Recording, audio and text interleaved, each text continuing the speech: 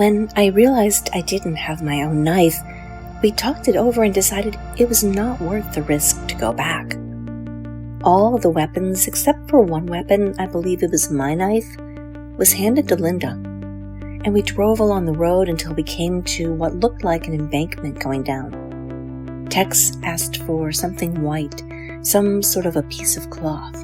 In other words, if there happened to be a car behind, he could throw out the white rag as a diversionary. Linda turned off Benedict Canyon, looking for a place where we could wash. Finally, we saw an exposed hose. We had spotted a hose coming out from a house, and we parked and walked up to the house. We found a very dark house, and there appeared to be nobody home. Tex found the hose. We took it out into the street and started washing ourselves off. As we poured the water over ourselves, drenching our hair and clothes, a man and woman suddenly appeared at their door in bathrobes, asking us what we were doing. I put on my Texas accent, saying we'd just been walking and needed a drink. She got sort of hysterical and she said, "My husband is a policeman and he is a deputy," or something like that. Then her husband came out and said, "Is that your car?" And Tex said, "No, we are walking." The woman was yelling something about, "My husband belongs to the Los Angeles Police Department." Tex said, "Gee, I'm sorry, I didn't think you were home. We were just walking around and wanted a drink of water. We didn't mean to wake you up or disturb you." And the man looked down the street and said, "Is that your car?" And Tex said, "No, I told you we were just walking." The man said, "I know that is your car. You better get in and get going." She said to get the license number, and she started calling us filthy hippies and tramps, and calling us girls sluts and prostitutes. Tex told us girls to get into the car. As we ran back to the car, the man followed us, his wife shrieking, "Get the license number, get the number," from the doorway.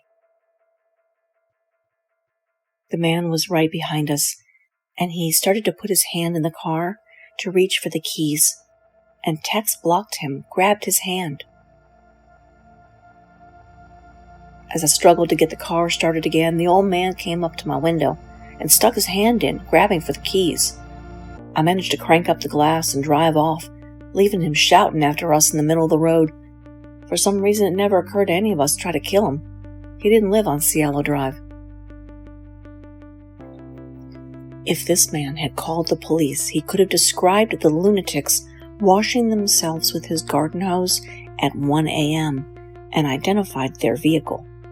The manhunt to find the killers wouldn't have taken 3 months, and more importantly, 3 more people might not have been killed. I remember we came to sort of a level part of the road and through a dirt shoulder, and he pulled off and handed me the clothing and told me to throw them out, which I did. The clothing that the 3, Tex, Katie, and Sadie, had changed from. We tossed the clothes over an embankment off Mulholland Drive, and Linda threw out the knives one by one as we rode along. I flung the gun away myself with my left hand while I was driving. We stopped at a gas station on Sunset Boulevard, filled up the car with gas, and went into the bathroom and checked for any other blood spots. In my fight with Frykowski, I had opened the sores that I had on my feet, and my feet were bleeding and very sore. We stopped 2 or 3 times. Linda threw away all the bloody clothes over the side of the hill, along with the weapons at different intervals. As we drove off and all the way out to the ranch, I noticed there was blood on the car, and I hoped nobody had seen it. Sadie said she saw a spot of blood on the outside of the car. Once we got down into the valley, we stopped for gas. We paid for it out of the $70 we stole from Abigail Folger, and took turns going into the restrooms to check for blood spots. Linda drove the rest of the way home. We were all so much one with each other that we really didn't need too many words spoken. We probably got back to the ranch somewhere around 2 o'clock. Charlie was waiting for us on the boardwalk of the old movie set, dancing around naked with Nancy Pittman in the moonlight. So much for Charlie's vow of fidelity to Stephanie. His first words were, "What are you doing home so early?" Sadie was the first one out of the car. She was beaming with excitement, saying, "Oh, Charlie, we did it. I took my life for you." "Girl," I said, taking her arms from around my neck, "what you did for yourself. What you've done is locked me to you." I pulled away from her and walked toward the car. Tex was getting out and favoring his leg. My first thought was he had been wounded, but he had only bruised his foot while kicking one of the victims. He was glassy-eyed and grinning, and while not as high as Sadie, he was not suffering from remorse. I said, "Charlie, they were so young." All he really said after that was, "Don't tell anyone." Tex told them we'd have to clean the blood off the car, around the door handles and the steering wheel. Charlie told us to go into the kitchen, get a sponge, wipe the blood off, and he also instructed Katie and I to go all through the car and wipe off the blood spots. We went into the bunkhouse, and Tex began to tell Charlie about the night. I did hear Charlie ask, "Did you go to the next house?" "No," Tex said. Charlie became agitated. "Man," he said sharply, "I told you to go to every house on that street. Now we'll have to go back." Tex was also angry, but I couldn't hear everything he said. I heard a phrase, something like, "It was crazy. Everything went wild." I told him what had happened. It had been messy like he wanted, lots of panic. Everybody dead. Sadie told him my line about the devil, and he grinned, pleased. Then he looked each of us in the eye solemnly. "Do you have any remorse?" he demanded. "No," we each replied. "Okay," he said gently. "Go to sleep and don't tell anyone." As the girls wandered off, he called me back. "Was it really helter-skelter?" he asked. "Yeah, it was sure helter-skelter."